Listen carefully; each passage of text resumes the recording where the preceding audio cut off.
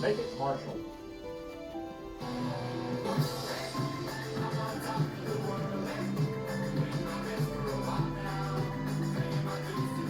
All right, it's a busy day at the White House as usual, like every day is, and an even bigger one because after 19 months on the job, one key person is saying goodbye to the West Wing. That's right. Joining us now in her last official interview as White House Press Secretary Caroline Leavitt. Good morning to you, Caroline.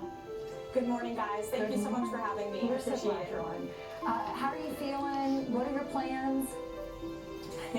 Well, I'm feeling good. You know, of course, it's a little bit bittersweet. It's bitter because I'm leaving a job that I love so very much, and it's been the honor and blessing of a lifetime to work for this president, President Trump. There will never be another like him, and to serve as his spokesperson behind that podium, it has been the adventure of a lifetime, and I'm so grateful to him for believing in me and allowing me to serve in this role over the last 20 months, and now being very understanding as a boss and a friend that it's time for me to take a step back so I can spend more time with my two beautiful children. Of course, I have a 2-year-old and a 4-month-old. They're just at a critical time in their life where they need their mom home a little bit more. So I look forward to spending more time with them, but continuing to serve the president as a top advisor on the outside. I'm grateful to him that he still wants me to stick around just in a way that I can spend more time with family. So it's been, again, just such an adventure working here with the president, with our great White House Chief of Staff, Susie Wiles, our first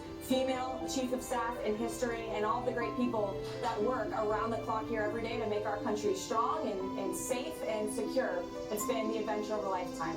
Well, Caroline, you have mastered being able to know where the president stands on every issue. You are definitely an upgrade at the podium. I'll ask you this. Where does the president stand on my home state of Texas? I know he's heading there today for a Republican fundraiser there to help out Ken Paxton. What has been said on the ground now? Are we going to win it there? Republicans are going to win Texas, let me tell you, and President Trump is headed to Houston tonight to host a fundraiser for the RNC to continue increasing the Republican cash advantage as we head into this election season. The president tomorrow is actually going to visit the Johnson Space Center in Houston, Texas, with NASA Administrator Jared Isaacman, who's doing a tremendous job, and the president is going to award the Congressional Space Medal of Honor to the Artemis II crew, who of course had a historic feat earlier this year under this president's tenure, and he'll talk about one of his most historic accomplishments from his first term, the establishment of Space Force. So President will raise some money tonight. Tomorrow he'll go back to the business of being president and joining the great astronauts and engineers and employees at the NASA Space Center in Houston, Texas. I know he looks forward to the trip. And I know he sat down with Trey Gowdy. The whole interview is going to air on Sunday. But here's a clip on the president talking about the midterms. There's a theory that I get the vote. You know, I see it all the time, that when Trump's on the ballot, they win. When he's not on the ballot, the people don't go to vote. And I'm asking the people through your brilliant show, #1 show, I'm asking the people to get out and vote, pretend I'm on the ballot. If they go out and vote, we're going to win. And if we don't, our country's going to be in sad shape because we're going to go through a lot of things. And part of that, Caroline, is winning is spending, too. The president's got this war chest, which he earned every cent of it by doing an endless amount of fundraisers. How much is he looking to spend in Texas to try to save Ken Paxton? Well, I don't have an exact dollar figure for you. I still am a government employee here at the White House today, but to spend money to ensure Republicans get over the finish line. I also know he's going to be out there traversing the country, meeting with everyday Americans and campaigning on behalf of the great Republican candidates across the board. What your audience needs to remember is what this president and Republicans in Congress have done.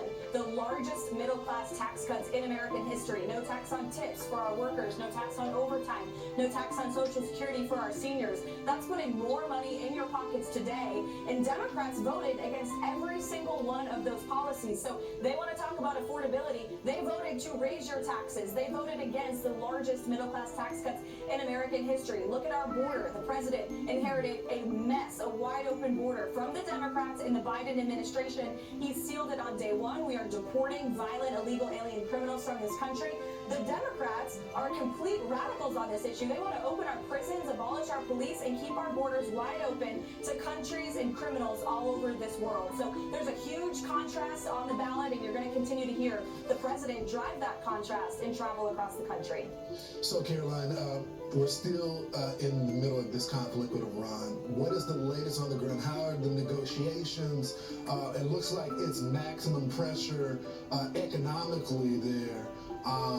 Could we see a return, though, to combat operations? Well, right now, we're focused on Operation Economic Outcast, which Secretary Bessent announced this week, crippling sanctions on the Iranian regime and their economy, which we already know is in free fall. They are in a devastating place. Inflation is over 100%. They can't pay their police. They can't pay their military. They're in a very weakened position already, and now Secretary Bessent and the president are continuing to pull every economic lever. And of course, this follows Operation Epic Fury, which was hugely successful in diminishing the Iranian regime's military, completely wiping out their navy, their air force, and really crippling their military infrastructure. What President Trump's #1 goal has been and will always be is to ensure that Iran can never obtain a nuclear weapon, period. And so we've had Operation Epic Fury to destroy their military. Now we have Operation Economic Outcast to destroy their economy. No negotiations are happening right now, and this will continue until the president feels that maybe they come to the table in a meaningful way. We have not seen that yet, but of course,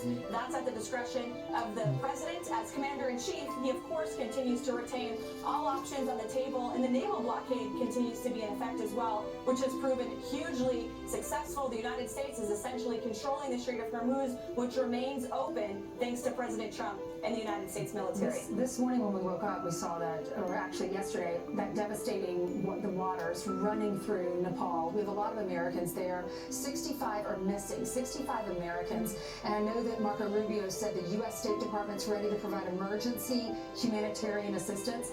How will we be involved in this? What can we do? Yes, well, I spoke to the State Department this morning, and they have rescued a handful of Americans, and we will continue to do that.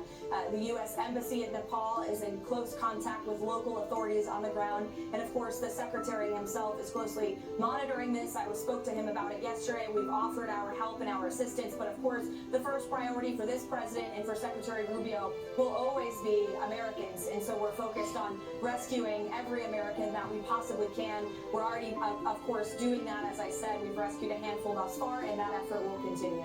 So I want to talk about data centers, one of the hottest political issues that caught many people by surprise in the midterm elections. You have even Republican governors putting a pause on this. The President of the United States is firmly backing data centers. What is the message for those people who want to win the AI race, but yet are concerned about the data centers in their neighborhood?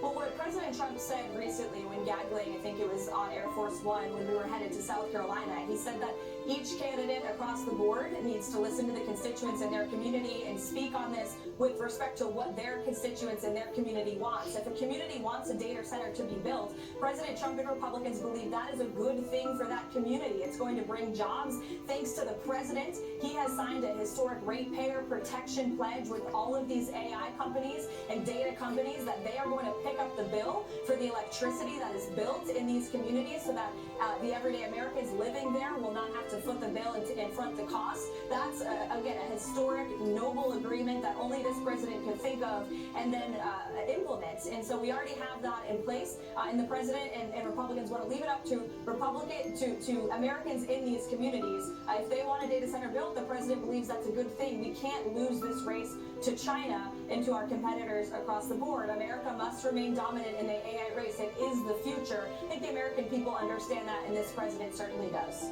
100%.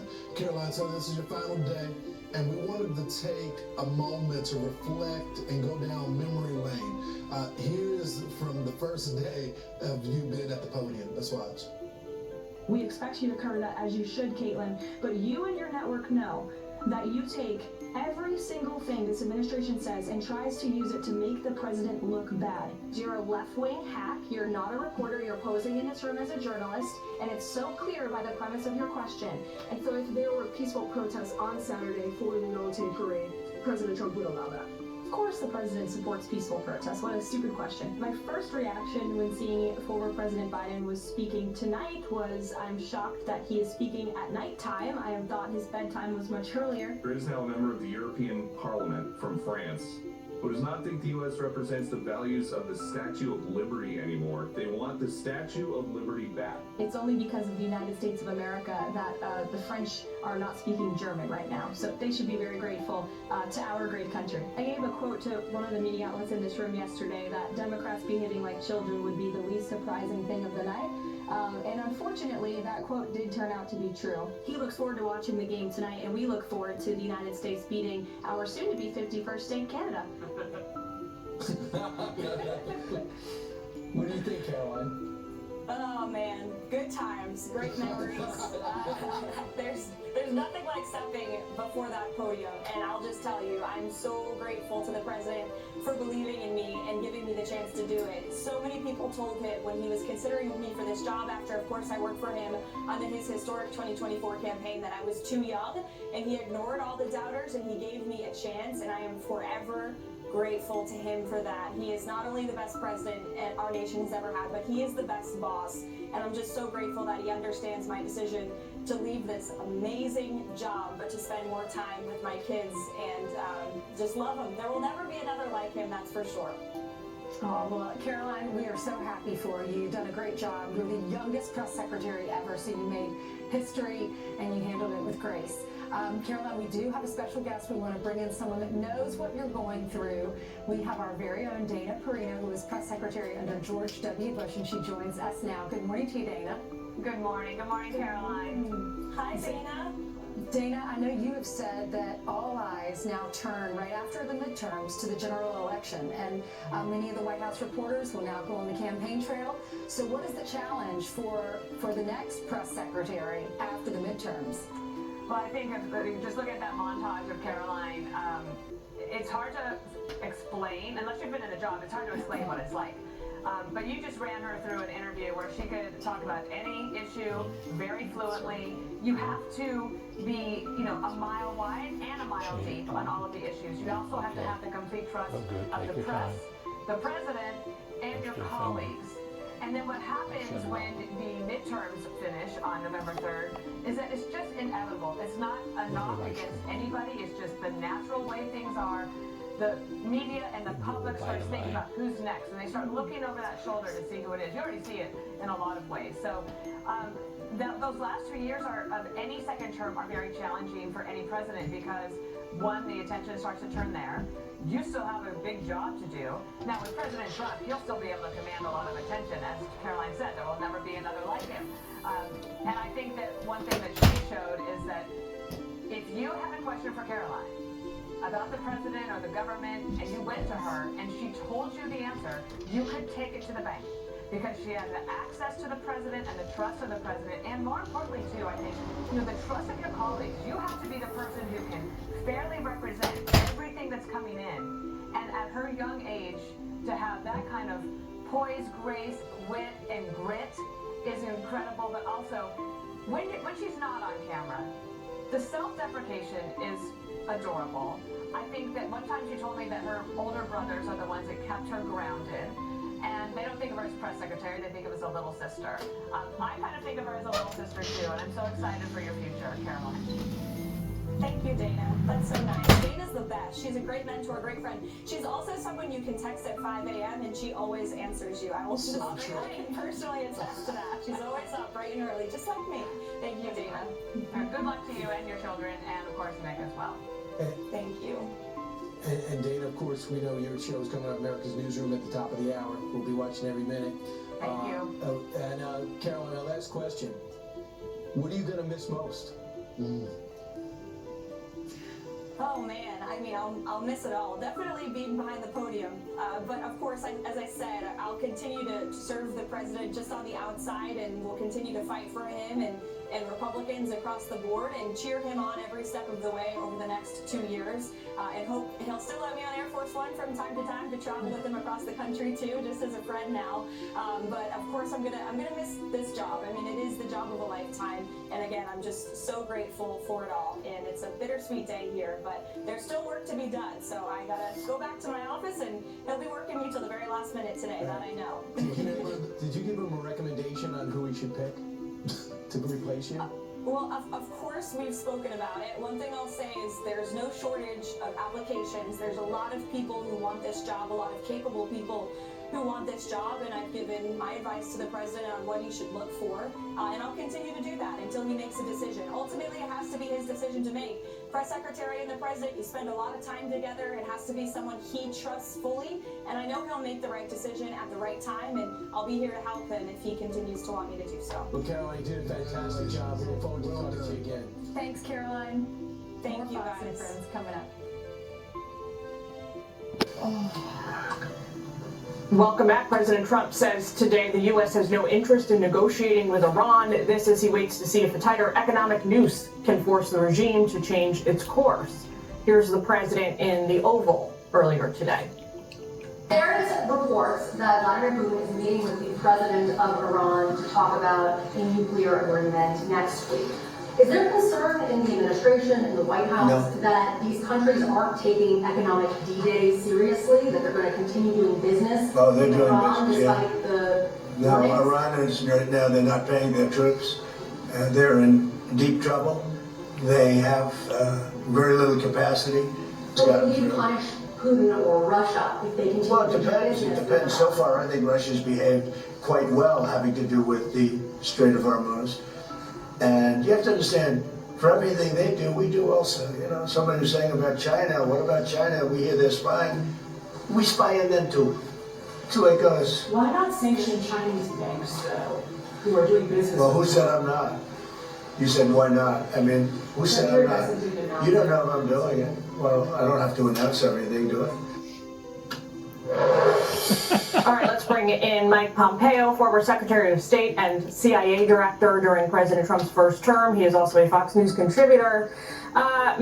Secretary Pompeo, we are coming up on 6 months in this conflict between the U.S. and Iran tomorrow. Do you like where we are? Jillian, we've made enormous progress, and President Trump should get 100% of the credit for that. Along with our Israeli partners, we have diminished the Iranian capability to threaten us with nuclear weapons materially, and we've taken down a substantial piece, although not all, of their military capacity as well. Now, the president has decided he's going to use as much economic pressure as he can to get the regime to do what he said at the beginning, to surrender. We're not there yet. That will likely still take some time, and it may well, in my judgment, take more kinetic action. But to President Trump's point earlier, if we tighten the noose economically over some period of time, the regime will lose its capacity to pay its soldiers, to pay its proxies, Hezbollah, Hamas, the Houthis in Yemen, and the capacity to threaten American lives, right? America's interests will be well represented by a model that President Trump has now laid out. I mean, I guess unfortunately, Americans, most of them anyway, don't seem to agree with you on this. We have the latest polling from Reuters shows us only 25% of Americans approve of the way that the president is handling this conflict with Iran. 63% disapprove. It's a pretty stark contrast. Yeah, a pretty stark contrast for sure. And I understand the concerns of the American people. I don't diminish them or take them at all lightly. But I do remind everyone, we had deferred this risk for an awfully long time. We've had so many Americans killed in the Middle East for so many years. The Iranians have been trying to destroy Israel and the United States for decades, and no president was willing to take on this incredibly important challenge and to get to them before they had a nuclear weapon that could threaten the United States of America. And so I get that gasoline prices are higher, and that's difficult for lots of Americans. I don't take that lightly. But make no mistake about it, we've seen this before. World War II, the polling was really bad before victory. And we had a lot of really hard days then as well. The American people understand America's interest. And I think over time, as President Trump is able to demonstrate his continued resolve and the effectiveness of our effort the American people will be rewarded and our military will be rewarded for all the sacrifice that they and our military have made. Amen. He's exactly well, right. The current conflict is hardly comparable to World War II, but your point, sir, is well taken.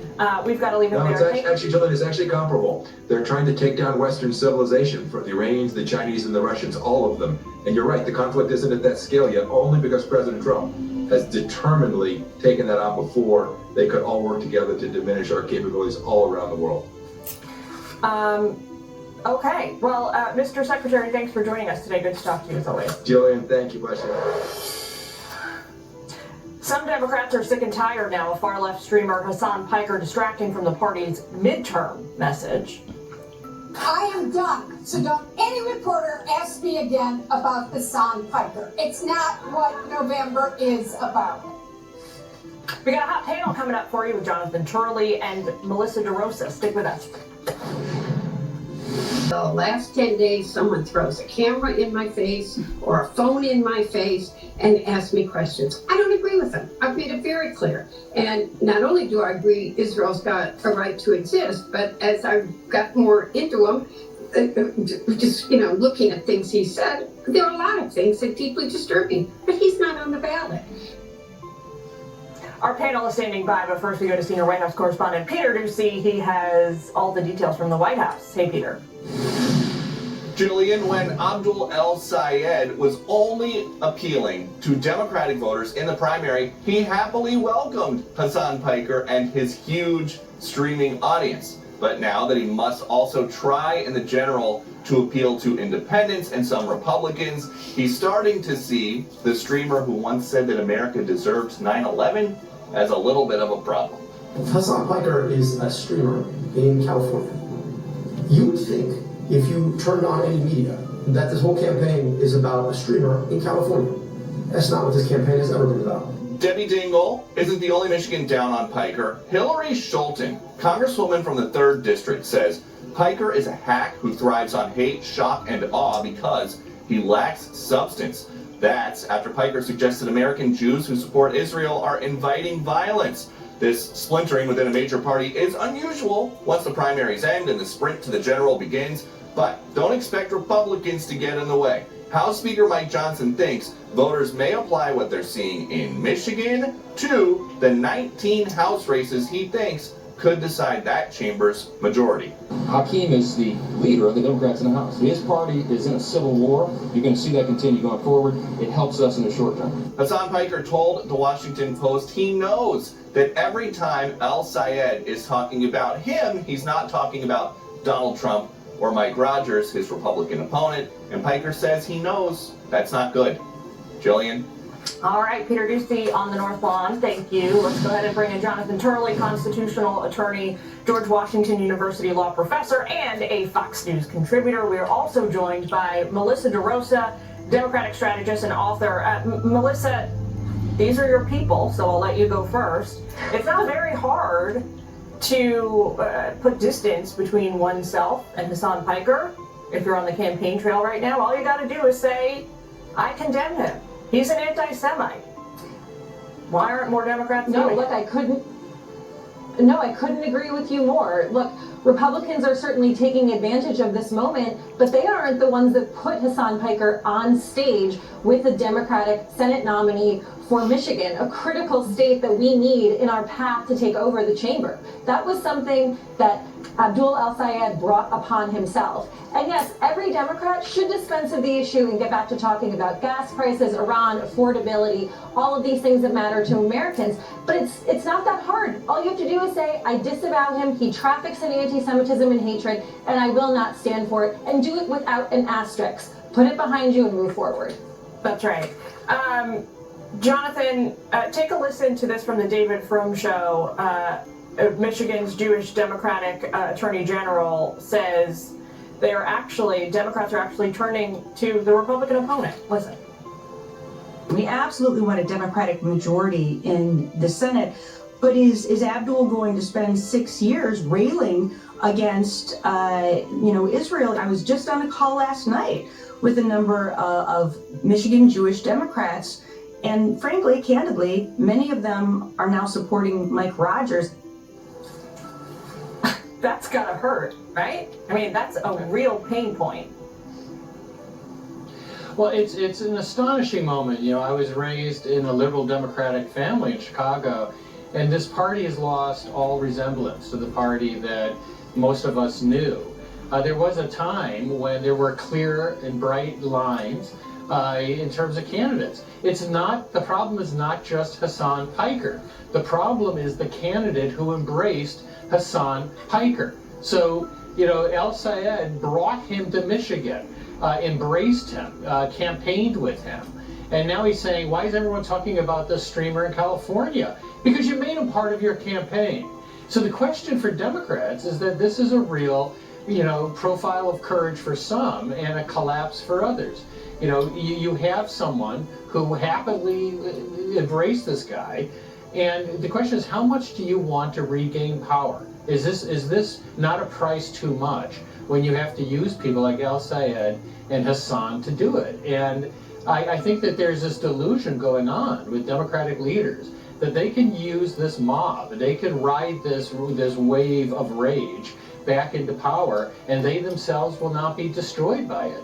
History does not work that way. Real quick, Melissa, even if the entire Democratic Party does an about-face now and walks back from this, condemns Hassan Piker, isn't it kind of late? I mean, it's going to be very obvious to most of the country that these candidates are doing it because of politics at this point, not because they disagree with his anti-Semitism. Well, again, this hasn't been all Democrats, right? What Speaker Johnson said is true. The Democratic Party is in the midst of a massive civil war, which has split open into the public. And you've got Democrats on different sides. And, you know, all of the Democrats who want us to come together now because we're post-primary, a lot of people don't feel comfortable with it when it means placating or saying it's okay to tacitly support someone who traffics in anti-Semitism. So we've got to get back to what the American people thinks, but first we've got to get back to our own values. Jonathan, last, if you will, very quick word to you. Well, I think this really is that existential moment for the Democratic Party. They either have to reaffirm their values, and it means walking away from people like El Sayed and Hassan Piker, or they have to just yield to the mob. But, you know, this is a country founded on a rejection of mobocracy. And they, on our 250th anniversary, this is where the party can stand for something else. All right. Thanks to you both for joining us this afternoon. Great to talk to you. We are still on verdict watch in the Lindsay Clancy murder trial. We've got a live update from Josh Ritter on jury deliberations that are right now going on inside that courthouse you were looking at. Stick with us. This case is not about our mental health system or how it treats women or what's in the DSM-5 and what's not. That's a distraction to get you angry and passionate about an important issue, but an issue that's not on trial here. What's on trial here, what the issue is here, is what Lindsay Clancy did the night of January 24th, 2023, and what her mental state was at the time.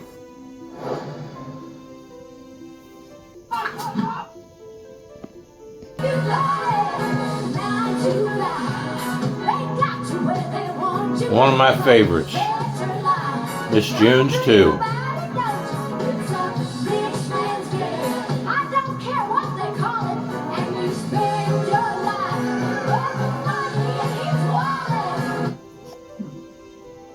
Saturday, North Texas, Indiana, September 5th on Fox.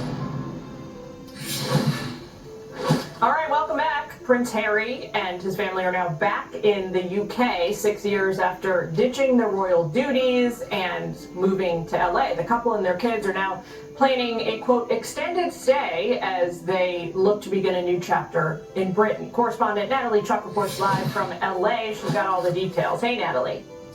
Hi, Jillian. Yeah, just about 1 week since it was made public that Prince Harry and Meghan Markle had these plans, The family has officially already returned to the UK. That's according to reports by outlets like the BBC. Now, right here is the plane believed to have carried the family from California to Birmingham, reportedly arriving just before noon yesterday. We have reached out to a spokesperson for the family, but we are waiting to hear back. And after spending the majority of their lives in America, we do know Prince Harry and Meghan's 2 children are now enrolled in British schools. They are expected to start classes there in September. The couple will not be resuming any royal duties, but still reactions to their comeback are definitely mixed. I think that he abandoned the country and its people once, and from that position it's very hard for him to come back and to be accepted by a lot of people. Yeah, I think that they should be able to live happily and peacefully wherever they want to go. I personally like Meghan Markle and Prince Harry. I think they've built a lovely life together, and sadly I think that no matter where they live they're going to get vilified, so they just ought to go wherever makes them happiest. Now, there is speculation that Prince Harry's move might be due to concerns about his father, King Charles III's ongoing battle with an undisclosed form of cancer. But meanwhile, royal experts tell Fox News Digital that Prince William and Princess Kate are, quote, concerned about the couple's extended stay. Prince Harry, Meghan, and the children reportedly plan on living outside of London, but keeping their home right here in California. Jillian? A lot of Americans saying, don't let the door hit you on your way out. Natalie, thanks for that. Right. Also tracking this, Dolly Parton fans are now calling for the Tennessee native's name to live on at Nashville's International Airport. A change.org petition racked up more than 134,000 signatures in a few days. The petition's founder, Nashville comedian Lydia Popovich, says that Dolly deserves to be remembered and celebrated. Let's bring in Tennessee Republican Senator Marsha Blackburn, who knows Dolly. I agree. The American icon never stopped June. giving back. She joins us now. Senator, is this a good idea, and do you think Dolly would like it? You know, Jillian, there are so many wonderful ideas out there right now for how to remember Dolly and to celebrate her life, and to make certain that she is never forgotten and her legacy lives on. And of course, the airport, I had a colleague say, let's do a congressional medal for her.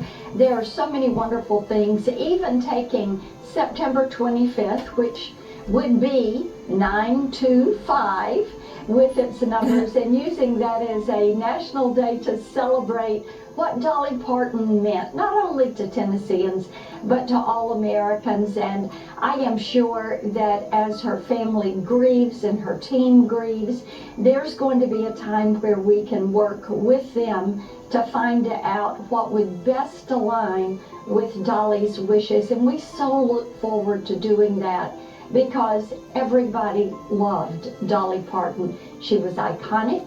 She was a brilliant businesswoman. She was a most talented entertainer, and loved to give back. Imagination Library and what she did with opening doors of opportunity for individuals, having kids dream those big dreams, just like she had done, and find ways for those dreams to come true. We want all of that to be remembered, and we hope it inspires millions of children, millions of individuals, not only in Tennessee and the U.S., but around the globe. Senator, I really liked this writing in the Tennessean today, written by Alejandro Ramos. The headline was about what we were just discussing, why Nashville should rename its airport after her. But he writes, she became one of the most recognizable people on earth without ever treating Tennessee as a place she had outgrown. Her success expanded her capacity to invest in it. This may be the most important part of her legacy. I thought that was quite beautiful, that Tennessee was never a place that she outgrew, even though she was known on every corner. And us Kentuckians loved her dearly. You're so right about that. She continued to give back, whether it was children's health care, whether it was children's education, tutoring for children as there was learning loss during COVID. And of course, Dollywood and the concept she created there to provide jobs for people that were there in Sevier County where she grew up. She never stopped loving Tennessee, and she never stopped believing in Tennesseans. As sad as this week has been in the last couple of days since her passing, I just have to say that it has brought me so much joy to see the clips and hear the clips of her music all day, every day in the media. That part of this experience has been wonderful, and it highlights what you just said, Senator, which is that she is not gone from us. Thank you so much for joining us today. Wonderful to speak with you. Thank you. That is the story of Thursday, August 27th, but as always, the story goes on. We will be back with you tomorrow, and the Will King Show starts right now. With Spectrum Reach, ads that work.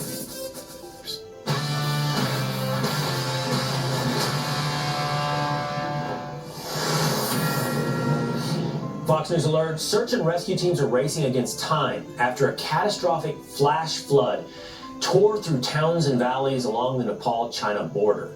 At least 390 people are dead, more than 1,400 people are still unaccounted for, and at least 90 of them are Americans. You might have seen the images on social media, and they are disturbing. People covered head to toe in mud being carried to safety. Entire homes, cars swept away. Bridges collapsing under the force of water.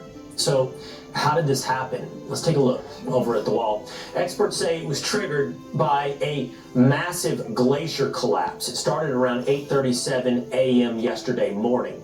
That's when a mass of ice and rock broke loose near the Nepal-China border. China, Nepal. This ice and boulders and debris fell, creating a natural dam at the base of the Lindkola River. That natural dam eventually gives way after having, for a period of time, built up pressure. Then suddenly a wall of water and debris goes racing downstream, tearing through communities in its path. It leads to the question, and left me wondering, how often does this happen? Well, glacier failures in general are rare, but not unheard of. Between 1900 and 2025, at least 502 glacier failure events have been documented worldwide. That's 228 different glaciers. We did see one just in the last year, the Blatten Glacier collapse in Switzerland. One person was killed in that landslide. But now, with dozens of Americans still missing in Nepal, the White House says finding them is the top priority. Professor of Earth Sciences at the University of Southern California, Dr. Josh West, joins me now. Dr. West, thanks for being with us here today. So, the images are beyond disturbing. It's hard to imagine, without having seen it, the level of water and damage that takes place on those screens. How surprised are you by this natural occurrence? Well, I think this kind of flooding is something that unfortunately we've seen several times in the last decade or so in high mountain Asia and in other settings like this. You already mentioned the glacier collapse in Switzerland. These kinds of devastating events are ones that we've seen now a few times. We haven't seen one that has caused this much damage and destruction and this much loss of life. This is really unspeakably tragic, and as you've said, yes, watching these images and seeing them again is really just shocking to see. Again, though, the fact that this happened is not on its own tremendously surprising.